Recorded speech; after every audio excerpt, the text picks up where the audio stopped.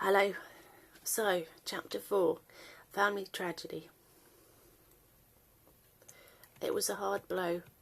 Eve staggers backwards, the knife falling from her fingers, as the sound of the back of my hand smashing across her face rings in my ears. It was very loud, louder than I anticipated. Realising I'm still holding my breath, I exhale loudly. She gasps and chokes out a sob all in one breath, collapsing to the floor, and clutches her cupped hands to her face, tears welling in her eyes. "Are you satisfied now?"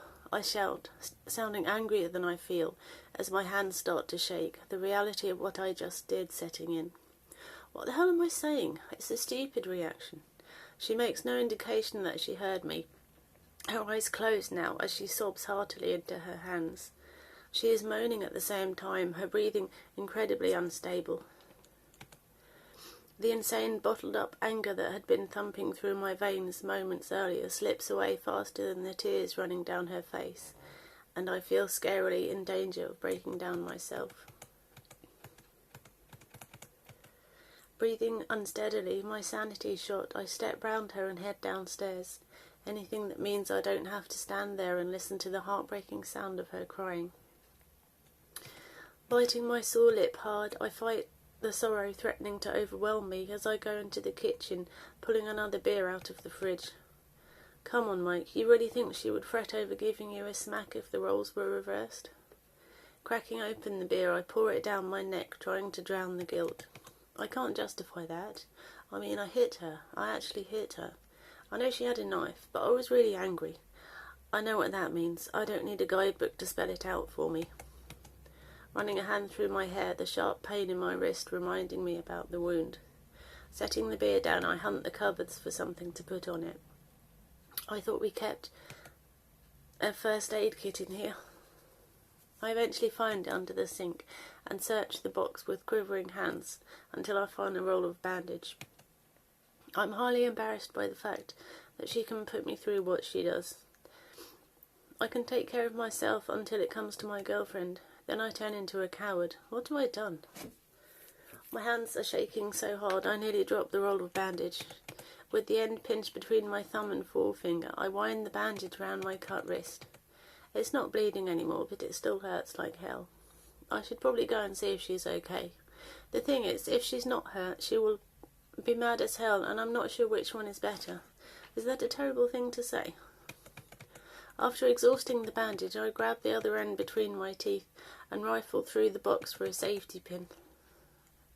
If there isn't any in here, it could be tricky securing this.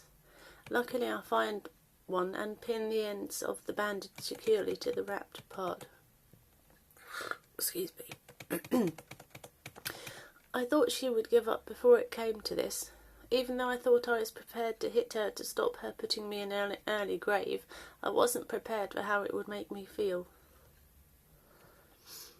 Spying a large strip plaster in the box, I get it out and remove the backing, applying it to my gashed palm. After downing the rest of the bottle of beer, I take a deep breath and go back upstairs. She is still sat on the floor crying into her cupped hands. In fact, it doesn't look like she has even moved since I went downstairs. "Eve." My voice comes out in a whisper, the accent gone again, and breaks right then. I don't even know what to say, and run my quivering hands through my hair, ignoring the painful twinge that stings my left arm at this motion. I drop to my knees, rather painfully, beside her, tears starting to well up in my eyes, hiding her behind a blurry mist. When I lay a gentle hand on her back, she gasps and jerks away, as if to escape from my reach, so I withdraw my hand. "I can't believe you just did that," she sobs, her voice shaking and echoing into her cupped hands. Her eyes are still closed, squeezed tightly shut in fact. That's not good. Her body is tenser than it was, her back noticeably stiff now. Biting my lip nervously, I begin to worry about how seriously I might have hurt her. She's not screaming in agony, but is crying pretty hard. If I'm not mistaken, that is blood I can see in the crack where her hands are pressed together. I like to keep fit and practice boxing with the punch bag hanging in the corner of my bedroom. I probably have the strength to break her nose, although I don't know how hard the blow would have to be to do that much damage, and I'd rather not think about it. That sounds ridiculous, though. How can a backhanded slap do that much damage? Still biting my lip, I refrain from asking if she's okay. Under the circumstances, that's one of the stupidest things I could say. I'm sorry, Eve, I gush, unable to resist apologising, as silent tears crawl down my cheeks. I didn't mean to hurt you. The words are genuinely heartfelt and sound it, but leave me feeling even more sickened. There I go, tripping out all the old sorry lines any good wife-beater will come out with. Justified or not, it leaves me sickened. What a joke. If it wasn't so serious, it'd be laughable. I should go, Eve whispers after a long moment. With that, she finally opens her eyes and pushes herself into a sitting position, scooting away from me and searching herself for something. Instead of being relieved that she finally wants to leave, I am horrified. Her eyes are red and puffy, either from the crying or the bruising that is sure to be developing, possibly a little of both. Her face is a macabre sight. Did I pronounce that right? Macabre? I don't know how to say that word. Sorry, never mind. Anyway. With blood smeared across her cheek and the outside of her nose on one side where the skin is broken.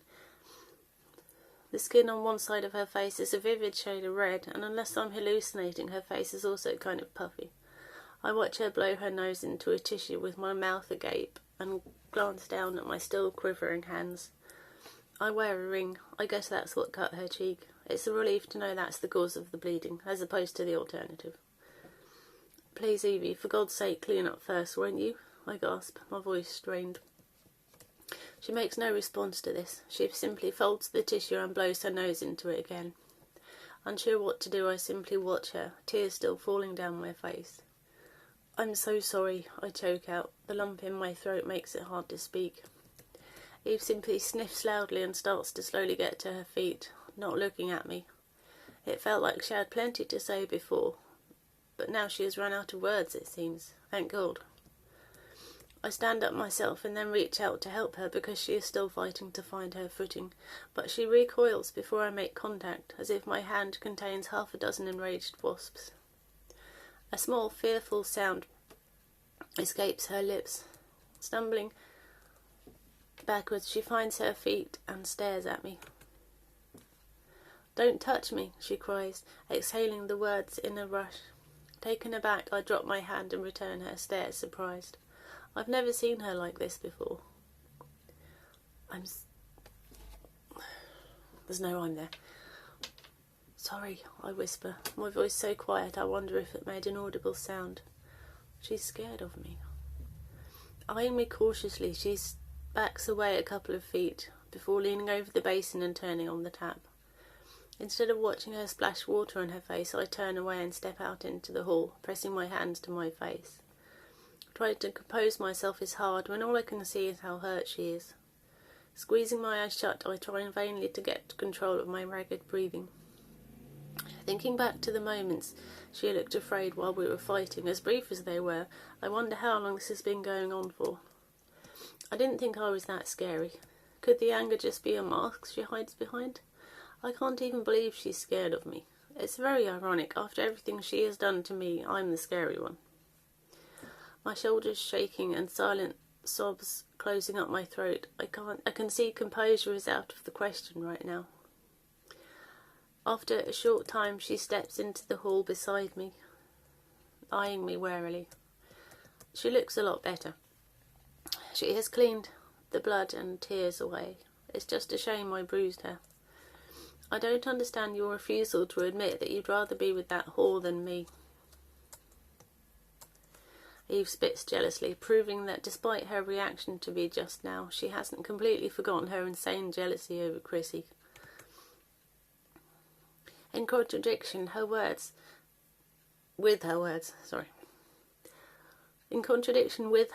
her eyes flicker nervously over me, her own body tense as she watches for any sign of another attack. Don't talk about Chrissy like that, I rasp, surprised my voice even works. It's not my fault you hit me, she says, her voice quieter than I've ever heard it, so don't you dare try to sink that low. I grimace, recalling my first words to her, and focus on the way she is binding her fingers together in front of her stomach instead of the ugly bruises developing on her face. This is all a dream, isn't it? That's it. This is just a bad dream I'm about to wake up from. It's not real. I didn't mean it like that, I whisper. What was I thinking? There is nothing I can say that will make up for that. You're right, it's my fault. I'm sorry, Evie, truly. I know that's not enough, but it's all I've got right now. I'm an idiot, not a monster. I reach for her and pull her into my arms, very obviously against her will, still wanting to make it better somehow. No! Eve cries out, her voice filled with panic as she throws up her hands between us. She even screams a brief, piercing scream. Evie, please, I whisper, my voice hoarse, my throat dried up. I'm holding her gently but firmly against me, but her entire body is tense as she struggles to free herself, pushing desperately against my chest. I'm not going to hurt you. What are you doing, Mike? She shrieks, swallowing a sob. Let me go. I swallow hard, feeling very much like I'm embracing an animated mannequin. Her reaction to me leaves me more certain than ever that I'm not going to be able to stop crying. I don't know anymore, I whisper, my voice lost in her hair. I let her go and she looks up at me for a moment, her big amber eyes brimming with unshed tears, before quickly turning tail and rushing towards the door. It's crazy, but now that she is going to leave, suddenly I realise I don't want her to and grab her trailing wrist. Hold on a minute. Eve stops, frozen in place, and does not turn her head or attempt to yank her wrist free. This is important, I add. What? She questions, her voice choked with emotion. I wish she'd look at me, but beggars can't be choosers. I swear to you, I did not rape that woman last night. Okay, she says. Her voice is neutral. It's near impossible to determine whether she believes me or not, but I can't help thinking she doesn't. I also think she might be shaking. Let me go now, she sobs. I drop her wrist and watch her tear down the stairs as if the Grim Reaper himself is hot on her tail. She looks round when she reaches the front door, tears streaming down her face again, and there is a look of terror like I've never seen before painted on her face. I freeze when I reach the bottom of the stairs and remain there, trying not to fall apart completely. I can't let her see me in pieces. It's so pathetic. She fiddles desperately with the catch on the door, suddenly so eager to get out of my house, glancing over her shoulder again. Then she throws the door open, racing out in her stocking feet and not seeming to care about her shoes or even notice that she's left them behind. I'm left rooted to the spot with tears still falling and guilt tearing me apart whilst the door rebounds noisily against the wall. Are you okay? A very concerned male voice chokes out from in the street. He's obviously not speaking to me. I realise the press are probably still lingering outside and gain enough self-control to shut the door behind her. Leaning my forehead against the back of the sturdy wood-panelled door, I allow myself to fall apart. Sinking to the floor, I curl up and let the devastation overtake me. My shoulders quiver, but my heavy sobbing makes little external noise. I can't believe what I did. I don't know what came over me. How could I? It's never justified, ever. I should have just let her beat me. She's never hurt me seriously before, so what was I so worried about? Maybe if I'd have faked unconsciousness, she'd have left. I'll have to remember that one for next time, if there is a next time. Or maybe that's it, and I'll never see her again. The surreal sensation sets in again. I've been getting it on and off all friggin' day. This can't be real. It just can't. It hurts too much not to be, though. I really wish, more than anything, that I could say I imagined it, or go back in time and undo it. My hand reaching out and hitting her replays in my head. It really did happen, didn't it? Her reaction plays over and over again in my head as I try to absorb it all. I think I'm going to be sick. The sensation is very sudden and leaves me in no doubt that my stomach is about to violently reject its contents. Quickly I stumble to my feet and rush over to the small bathroom by the foot of the stairs, arriving at the toilet just in time. Eve hates me, I get that feeling more and more. Each time we fight reinforces it. She has every right to after what just happened, but what she feels will never match how I feel about myself right now. In fact, there is every chance I will never see her again, if she has any sense. And I know she does. Sometimes, anyway. Gasping for breath as the muscles in my chest and stomach continued to convulse, a horrible thought occurs to me. Jesus, there is every chance that whatever journalists are lurking outside heard every single heated word of our fight. And I thought it couldn't get any worse. Something the custody sergeant says is truer now than it was this morning. I sure have outdone myself this time. What an idiot. I thought it was bad earlier. The press already know about my arrest last night, and are probably ruining my reputation as we speak. After what just happened with Eve, they are really going to go above and beyond. No matter how justified it may seem to some people, at the end of the day I bruised her, and that is all everyone else is going to be able to see. I'm going to go from Mr. Nice Guy to public enemy number 1. I don't know which thing is worse. The day's not even over yet. I'll be lucky if Eve doesn't report me to the police. The chances of me seeing the baby growing in her belly are now extremely remote. Flushing the toilet, I wash over the small basin and then bury my face in the soft towel. This is just going to be one of those days.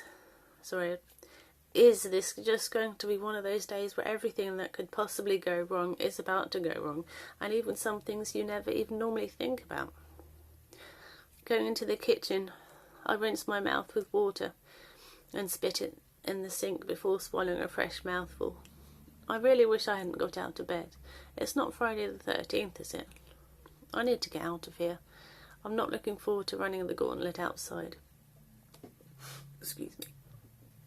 My relationship with the media is normally civil enough, even friendly on occasion, but they also drive me to distraction at times. I have been known to secretly refer to them as the bane of my life. Walking past them without any kind of comment is unusual, but after the day I'm having, I'm afraid of what I might come out with. Best not to say anything. It's also my birthday, as if my life isn't tragic enough.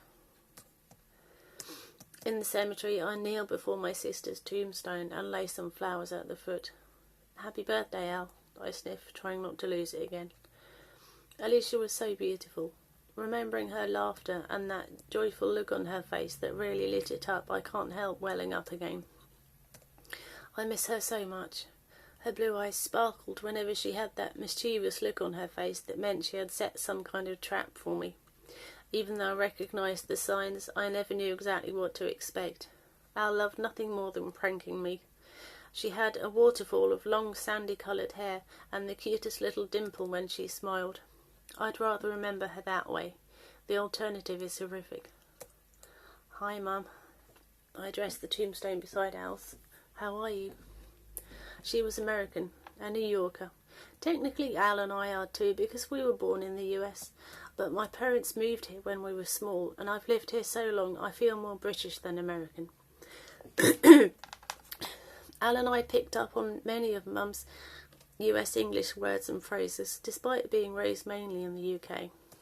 Our classmates thought it was hilarious that we talked about going potty in relation to using the toilet when we started school.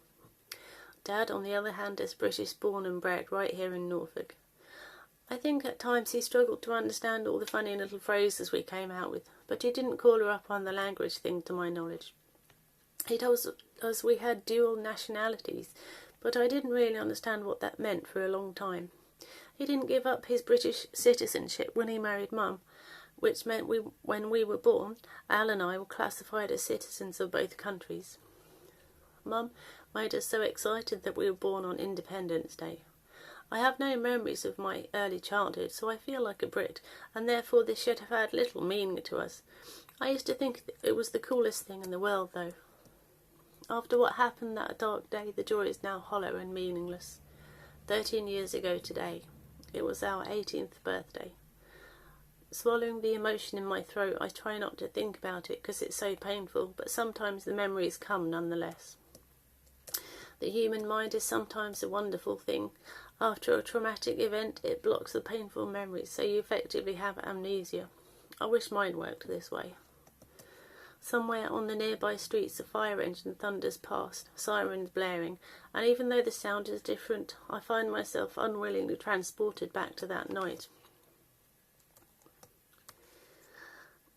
Back to that terrible night, sorry. Mum had taken Alicia and me on a weekend trip to New York to celebrate our birthday. I think she just wanted to be there for July 4th because she missed the city, and our landmark birthday was a good excuse. We separated after a row. I can't recall what we were fighting about now, but it ended up with me yelling at Mum that I hated her before storming off. Now this was before portable phones were as commonplace as they are now, so I had no way of contacting the two of them when I'd cooled down. However, we had discussed seeing a movie that evening when we made our plans, so I figured heading to the theatre was the best thing to do. I remember standing on the street corner as clear as anything, 120th and Broadway in Manhattan. Darkness was beginning to fall when I finally spotted Al and Mum across the street. The city streets in New York are big and wide, unlike anything here, and it was busy. The two of them began to cross as the lights were starting to change against them. That was when my breath caught in my throat as I spotted the big fire truck zooming towards them, blue lights spinning and siren wailing. That's the end of that chapter. So thanks for watching / listening, and I'll see you soon for the next one.